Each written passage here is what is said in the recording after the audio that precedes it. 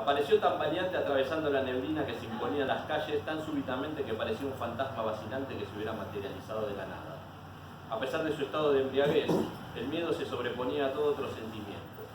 Era una sensación de inquietud que no lo abandonaba nunca desde aquella extraña noche, algunos años atrás, cuando esa vieja gitana se había cruzado en su camino y él había accedido a que le leyera la palma de la mano. La noche en cuestión lo encontró deambulando por la ciudad.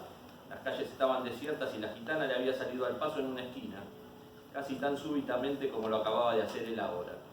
Cuando los ojos negros de la anciana se clavaron en los suyos, la quietud y el silencio parecieron acentuarse aún más. El frío lo mordió con crueldad y no pudo evitar un estremecimiento. La vieja lo inquietaba. Ni su mirada, ni su expresión, ni su aspecto le gustaban. Pero a pesar de que su mente le urgía a dar media vuelta y alejarse todo lo posible de esa mujer, no pudo impedir que su boca pronunciara un escueto «Sí, está bien», cuando ella le propuso cambiarle su suerte por unos billetes. Los labios de la vieja se curvaron en una sonrisa despareja de dientes de oro y huecos oscuros. Pero cuando inspeccionó las líneas de la palma, la sonrisa desapareció y con su voz cascada le lanzó la temible sentencia. Le anunció el sino trágico que lo aguardaría en algún rincón de la ciudad, agazapado, acechante, esperando caerle encima como un felino hambriento. La muerte se te presentará con un rostro conocido, le había dicho en críptico mensaje, y huyó para desaparecer en la noche confusa de la misma forma en que había surgido. Él quedó solo, aún con la mano extendida y la palma vuelta hacia arriba como un mendigo. En un primer momento quiso restarle importancia al vaticinio. Trató de convencerse de que solamente se trataba de los desvaríos de una vieja loca, o en el peor de los casos de una mentirosa, una charlatana que utilizaba ese truco para sacarle dinero a los incautos. Pero poco a poco se fue instalando en su mente un temor que al principio fue débil, como la pequeña llama de una vela en medio de una vasta oscuridad, pero que conforme corrieron los segundos creció hasta convertirse en una luz intensa que lo cegó y ya no pudo pensar en otra cosa nunca más. Un rostro conocido, había dicho, y si algún amigo o algún familiar planeaba matarlo, su amante quizás, pero no necesariamente debía tener un vínculo tan cercano con el asesino para que su rostro fuera conocido. Un vecino, el portero, sus compañeros de trabajo, un amigo de un amigo, los comerciantes de los negocios donde solía comprar. Desde aquella noche se volvió un hombre temeroso y desconfiado. Al principio solo se dedicó a mantenerse alerta, a estudiar a las personas que lo rodeaban a diario, que interactuaban con él.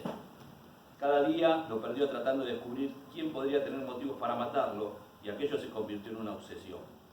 Pronto se convenció de que ninguno de sus allegados tenía motivos para querer terminar con su vida, y eso, lejos de tranquilizarlo, acrecentó su temor, pues la cosa era mucho más grave de lo que creía. Quien iba a matarlo lo haría sin tener un motivo aparente, de modo que, en cualquier momento y sin previo aviso, podría llegar a cumplirse el augurio de la vieja. Entonces ya no pudo disfrutar de nada con nadie. En medio de las fiestas recordaba la sentencia y le era imposible divertirse. Permanecía callado en un rincón, alejándose de cualquiera que se le acercara para hablar, hasta que el pavor lo obligaba a huir corriendo del lugar. Cuando estaba disfrutando de la intimidad con alguna mujer recordaba las palabras de la gitana y ya no le era posible sentir placer, y llegó el momento en que dejó de tener relaciones, pues cualquiera de sus conquistas podría ser el verdugo. Dejó de concurrir al cine, abandonó el ritual de los viernes, fútbol y asado con amigos. Comenzó a hacer compras en negocios remotos y por si acaso nunca regresaba al mismo local. Dejó su trabajo tras una carrera de años y consiguió una distancia poco rentable. Así pasaron años y su obsesión fue creciendo, y su temor lo empujó a la bebida. Beber para no sentir miedo, pero el miedo persistía aún con las borracheras más furiosas. Esa noche había bebido mucho, lo sabía, y también sabía que había sido una imprudencia, como lo sabía cada vez que bebía, pero no podía evitarlo. En ese estado, si su asesino decidiera atacarlo, no podría defenderse, o al menos intentar defenderse, aunque estar sobrio tampoco era una garantía. Pero el miedo lo impulsaba a beber, aún sabiendo que la bebida no lograba aplacar el miedo. Solo con pensar en las palabras de la vieja gitana, un terror abrumador se apoderaba de él, y no había trago ni bebida, por fuerte que fuera, que lograra disiparlo. Era como si un viento glacial lo envolviera y con su toque gélido recorriera su cuerpo y le estrujara el alma. Era como padecer una enfermedad incurable y saber que pese al esfuerzo que se hiciese por sanarse, llegaría un día en que la enfermedad triunfaría. La muerte se te presentará con un rostro conocido, resonaron las enigmáticas palabras una vez más. Así anduvo las calles veladas por la niebla, perseguido por el fantasma de sus miedos. Trastabillando, cayendo a veces, maldiciendo, refunfuñando y sobresaltándose de seres imaginarios. Buscó su casa con desesperación, su único refugio. Finalmente, tras chocar un hombro contra un poste de luz que no vio, o mejor dicho, que vio y calculó mal para esquivarlo, se apoyó pesadamente sobre la puerta de su hogar. La niebla lo envolvía aislándolo del mundo. Los faroles apenas lograban filtrar una luz difuminada. Parecía estar en otra dimensión. Su pulso se aceleró. De pronto tuvo la horrible sensación de que alguien iba a saltarle por la espalda. Alguien que, amparado por la niebla, lo guardaba con la paciencia del cazador. Alguien cuyo rostro sería bien conocido por él. Los nervios se le alteraron completamente.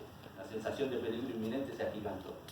Con esfuerzo sacó su llave y tras varios intentos logró introducirla en la cerradura y hacerla girar. Cuando ingresó a su casa lo recibió el living inmerso en una oscuridad casi absoluta. Su mano tanteó la pared con torpeza intentando hallar el interruptor de la luz, pero no lo halló.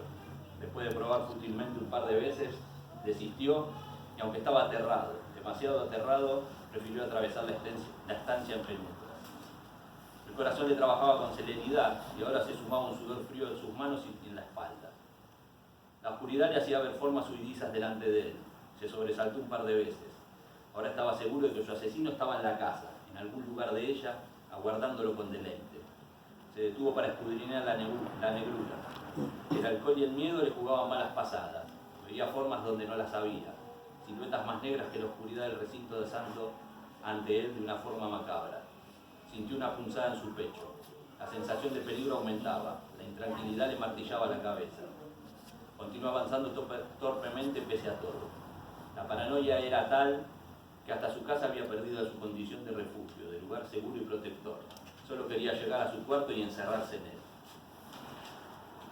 Chocó contra la mesa. Una silla cayó y con un chasquido dio contra el suelo. El corazón le dio un vuelco. No tenía previsto llevarse por delante ningún obstáculo. El dolor del pecho se intensificó con el susto. Lo ignoró. Avanzó nuevamente intentando captar con sus ojos algo que no fueran tinieblas. De pronto, alguien se movió ante él. Se detuvo en seco y el otro pareció detenerse también.